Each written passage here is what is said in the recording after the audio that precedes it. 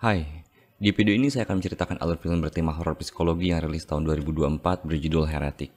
Jadi tanpa menunggu lama, mari kita simak alur ceritanya. Cerita dimulai dengan dua gadis misionaris bernama Paxton dan Barnes yang sedang dalam misi untuk menyebarkan dan mengajak orang-orang agar tertarik untuk mengenal lebih dekat ajaran gereja Mormon. Suster Paxton terlihat resah karena semenjak dia bergabung, dia masih belum bisa mengajak satu orang pun untuk bergabung. Namun di sisi lain, Suster Barnes terlihat sangat bersemangat dan lebih percaya diri karena sejauh ini dia sudah berhasil mengajak 8 orang. Sambil terus berkeliling, kedua gadis itu lalu melanjutkan tugasnya kembali untuk menyebarkan kepercayaannya di kota itu. Di sana mereka menemui banyak orang, namun sepertinya tidak ada yang tertarik sedikit pun untuk mendengarkan mereka terlebih dahulu. What? Beberapa saat kemudian hujan pun turun. Kedua gadis tersebut lalu memeriksa kembali daftar nama-nama yang harus mereka kunjungi di hari ini. Singkat cerita, mereka tiba di alamat terakhir yang ada di list mereka untuk hari ini. This is it. Dan berdasarkan informasi yang diterima, pemilik rumah ini sebelumnya sudah menelepon pihak gereja dan menyampaikan ketertarikannya untuk belajar ajaran. Lalu setelah mengunci sepeda, mereka kemudian mengetuk pintu rumah itu. Di sana Paxton terlihat gugup dan berlatih untuk mengapakan materi-materi yang akan dia sampaikan kepada pemilik rumah tersebut. Sampai akhirnya terlihat seorang pria parubaya bernama Tuan Reed membuka pintu dan menyambut mereka dengan sangat ramah. Good afternoon. Paxton seketika itu juga mulai menjelaskan tentang ajaran mereka. Namun Reed yang menyadari bahwa di luar sedang turun hujan mengajak mereka untuk masuk terlebih dahulu. Sebelum memutuskan untuk masuk, Barnes selalu menanyakan apakah istri Tuan Reed juga ada di rumah karena mereka tidak nyaman jika masuk ke rumah orang yang bukan muhrim. Lalu Reed menjawab bahwa istrinya kebetulan juga ada di rumah. Jadi tidak akan ada kesalahpahaman yang terjadi.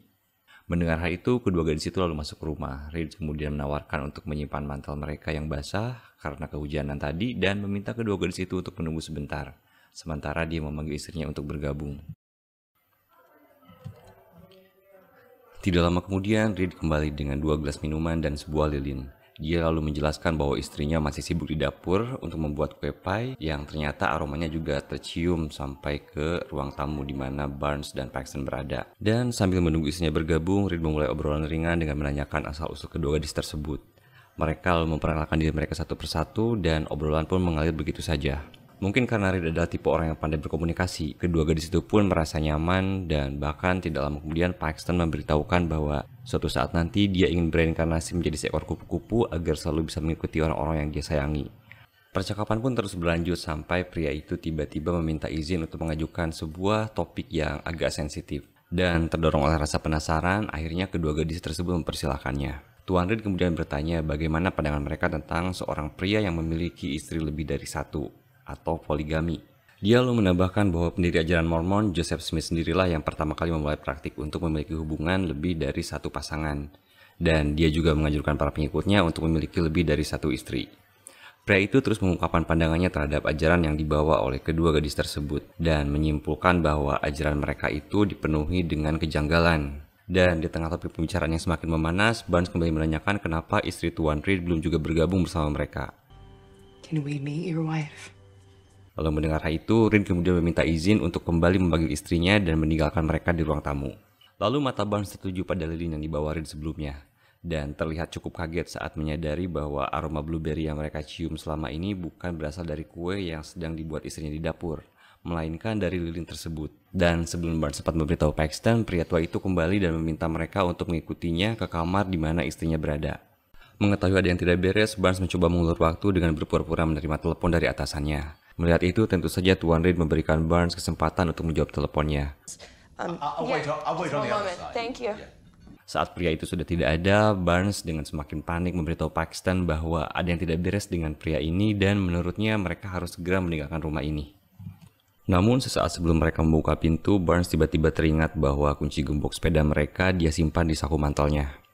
Lalu setelah menganalisa situasi saat ini, mereka akhirnya memutuskan untuk pulang dengan berjalan kaki saja dan meninggalkan mantel dan sepeda mereka di rumah ini. Sayangnya pintu tersebut sepertinya terkunci dan betapapun mereka mencobanya, hasilnya tetap sama saja.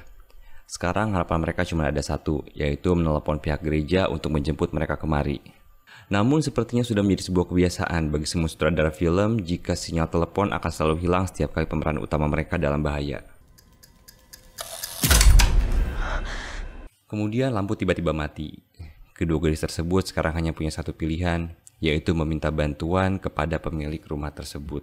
Mereka kemudian berjalan menyusuri lorong rumah yang gelap sampai akhirnya tiba di sebuah ruangan. Ruangan tersebut terlihat seperti ruang baca biasa, hanya saja dengan adanya 2 pintu tambahan. Di sana mereka bertemu lagi dengan Tuan Reed dan kemudian menjelaskan bahwa baru saja mereka menerima telepon dari atasan mereka dan mereka diminta untuk segera pulang karena ada keperluan yang mendesak. Mendengar itu, pria tua itu tampak tidak keberatan sama sekali dan kemudian mengembalikan mantel mereka. Namun sekali lagi Barnes dibuat semakin panik saat menyadari bahwa kunci gembok sepeda mereka tidak ada lagi berada di sakunya, tapi sudah berpindah ke saku mantel milik Paxton. Lalu dengan ragu-ragu mereka meminta Tuan Reed agar bersedia membukakan pintu depan yang terkunci untuk mereka. Please, sir. Namun Tuan Reed malah memberikan penjelasan yang tidak masuk akal. Dia menjelaskan bahwa pintu depan itu tidak mungkin bisa dibuka oleh siapapun, bahkan oleh dirinya sendiri, karena dia mengatur timer agar kuncinya hanya bisa terbuka besok pagi. Tapi dia juga memberikan pilihan lain. Jika mereka tetap ingin pulang sekarang juga, maka mereka bisa melewati pintu belakang. Dan saat masih dilanda keraguan, Reed dengan pembawaannya yang tetap bersahaja dan dengan penuh senyuman meminta agar mereka tidak perlu berbohong lagi kepadanya. Reed ternyata sudah tahu dari awal bahwa tidak ada seorang pun yang menelepon mereka karena semua atap dan dinding rumahnya sudah dia lapisi metal sehingga akan menghalangi semua sinyal yang masuk. Fabricate a story about someone from your ward calling you to leave. Lalu Barnes yang merasa frustasi langsung bertanya pintu mana yang sebenarnya mengarahkan mereka keluar. Namun pria tua itu malah memberikan penjelasan tentang hal lain. Paxton lalu meminta Reed untuk memanggil istrinya agar istrinya bisa menunjukkan jalan keluar bagi mereka. Tapi Reed malah mengatakan bahwa jika mereka sudah menyadari aroma blueberry itu bukan berasal dari kue, melainkan dari lilin, apakah mereka masih percaya bahwa istrinya benar-benar ada selama ini? Dia lalu menerangkan bahwa kepercayaan mereka tentang istri yang dia ceritakan tidak jauh berbeda dengan keimanan yang diceritakan dan tertanam pada mereka sejak kecil. Can we use your phone, please? I don't have a telephone. Mendengar pernyataan Reed, Barnes selalu mencoba membuka kedua pintu tersebut. Namun dia terlihat putus asa karena dari kedua pintu tersebut tidak ada satupun yang mengarah keluar rumah, melainkan mengarah ke ruang bawah tanah. Scene lalu berpindah ke sebuah gereja di mana seorang pendeta bernama Kennedy terlihat sedang bersiap-siap untuk pulang. Namun saat dia memeriksa absensi harian, dia melihat bahwa Barnes dan Paxton masih belum kembali juga ke gereja. Kembali ke rumah Reed, terlihat dia sedang memberikan kuliah singkat pada kedua gadis itu. Pria itu lalu menceritakan tentang pandangannya akan agama-agama di dunia ini, dan khususnya mengapa Judaisme yang menurut dia adalah kepercayaan tertua di dunia hanya memiliki penganut sekitar 0,2% dari populasi dunia saat ini, jauh lebih sedikit dari agama-agama lain. Dia juga menambahkan bahwa alasannya karena pengikut agama tersebut tidak mempromosikan kepercayaannya seperti halnya agama-agama lain. Dia juga mengatakan bahwa Barnes dan Paxton tidak lebih dari seorang sales yang mencoba untuk mempromosikan produk yang mereka jual. Lalu pria tua itu dengan panjang lebar menceritakan apa yang telah dia pelajari selama ini dari semua agama yang ada. Dan setelah itu dia menandai kedua pintu dengan tanda believe dan disbelieve sebagai petunjuk bagi mereka dan menantang kedua gadis tersebut untuk memilih salah satunya.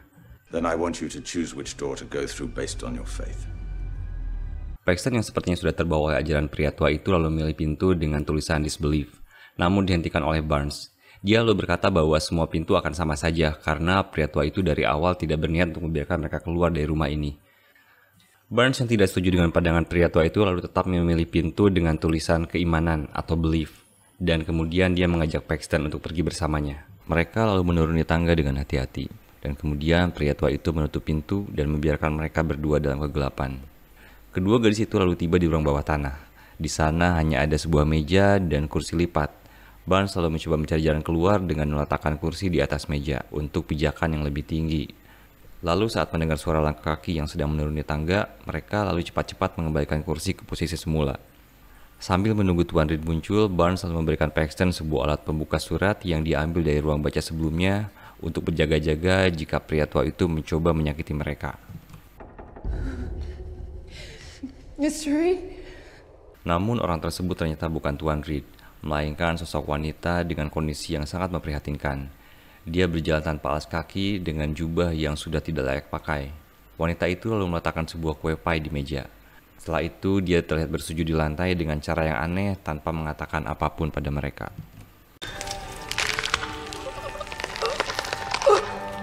Tuan Reed kemudian berbicara kepada mereka melalui speaker. Dia menjelaskan bahwa wanita di hadapan mereka adalah seorang nabi asli yang masih hidup. Dan tujuan Reed mengundang mereka ke rumahnya adalah untuk menjadi saksi akan keajaiban yang wanita itu tunjukkan. Setelah selesai bersujud, wanita itu kemudian mulai memakan kue yang dia bawa sebelumnya. Reed kemudian menjelaskan bahwa kue tersebut sudah ia campuri dengan racun, sehingga tidak lama lagi wanita tersebut akan segera mati. Dan benar saja, tidak lama kemudian wanita tersebut kolaps. Menyaksikan hal itu, Paxton dan Barnes terlihat sangat kaget dan ketakutan. Namun Reed menjelaskan bahwa dengan mukjizat yang wanita ini miliki, dia akan segera bangkit kembali. Kemudian, kali ini dengan intonasi yang agak tinggi, Reed memerintahkan mereka untuk memastikan kondisi wanita malang tersebut. Dan dengan perasaan takut, mereka memeriksa tanda-tanda vital wanita itu dan menyampaikan kepada Reed bahwa wanita itu sudah benar-benar meninggal. No. So she's dead? Yeah.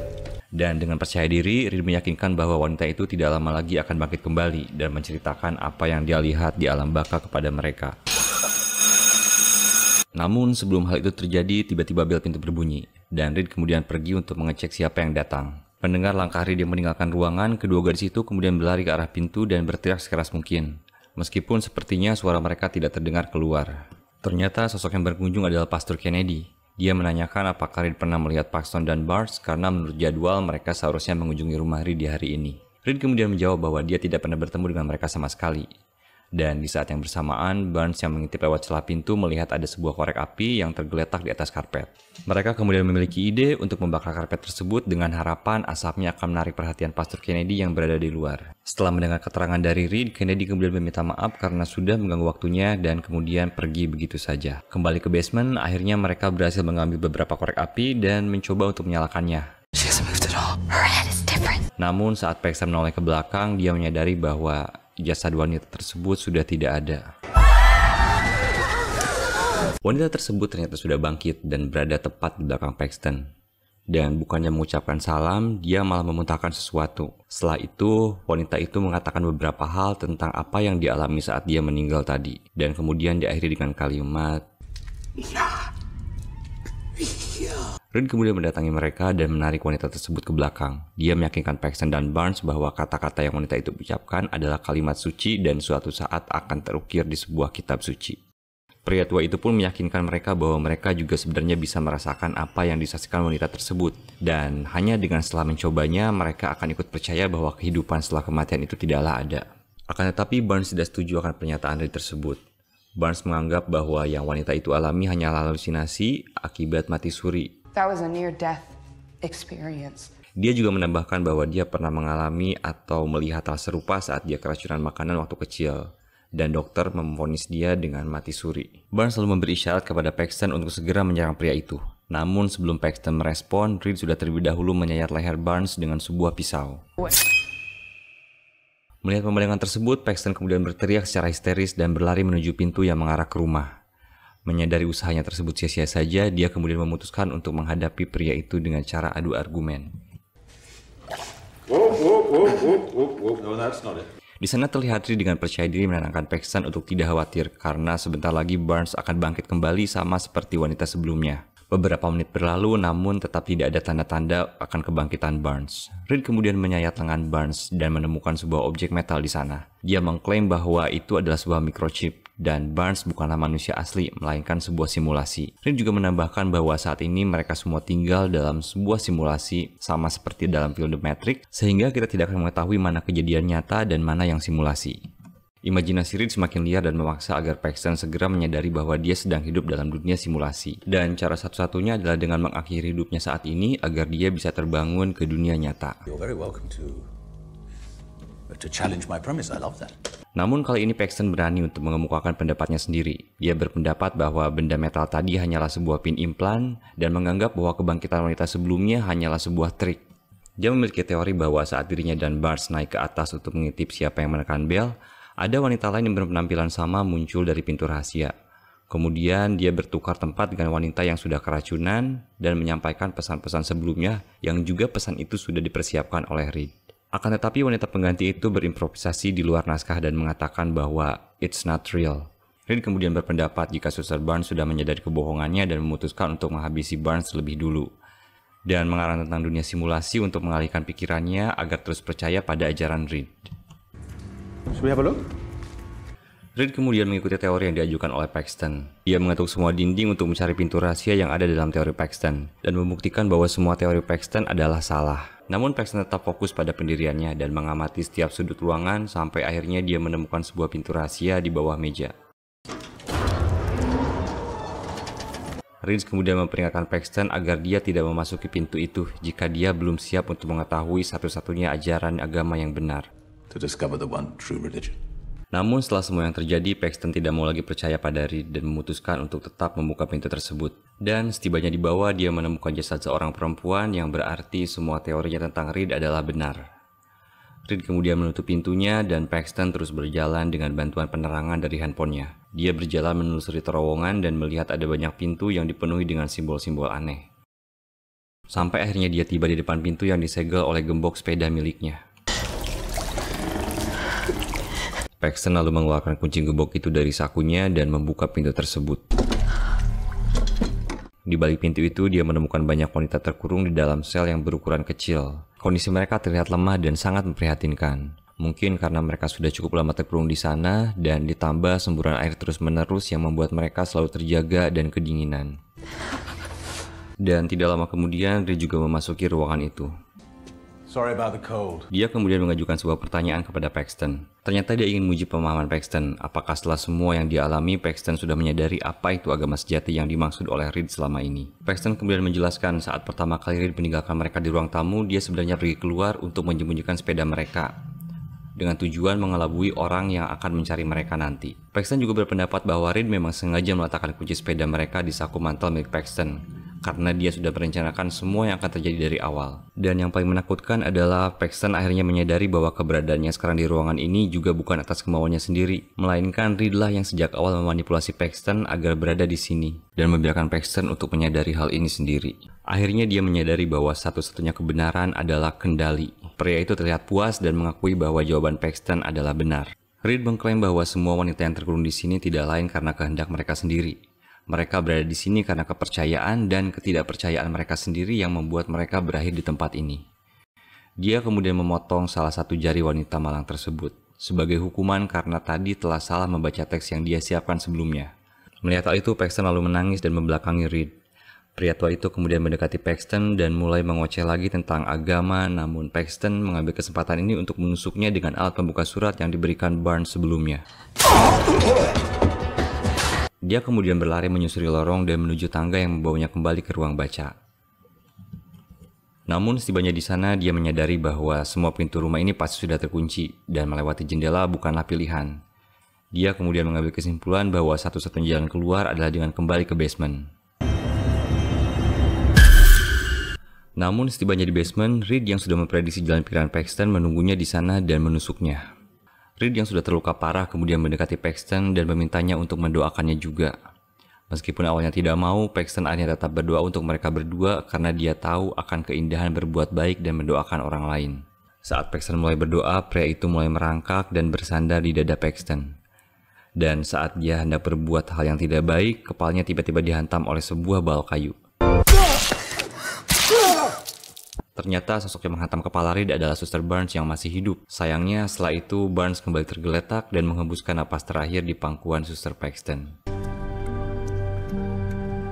Paxton kemudian kembali ke ruang baca dan di sana dia melihat sebuah miniatur dari rumah ini. Yang dari situ dia menemukan jalan keluar melalui saluran udara yang akhirnya berhasil membawa dia keluar dari rumah ini. Dan demikianlah akhir dari cerita film ini.